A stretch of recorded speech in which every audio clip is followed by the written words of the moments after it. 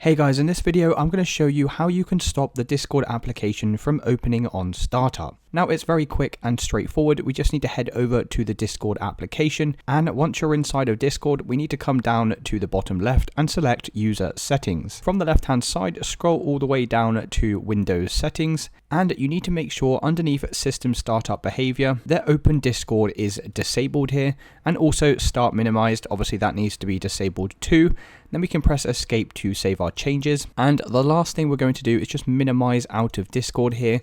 Come over to your start menu and search for Task Manager. Click on the Task Manager window. From the left hand side, come into Startup Apps. And from these list of applications, we just need to locate the discord.exe file and make sure in the status column this is set to disabled. Otherwise, you can just go ahead and right click and select disable. And once you've done that, the next time we restart our computer, Discord will no longer open on startup, and it's literally as simple as that. If you did find this video useful, then please consider dropping a like and subscribing. Until next time.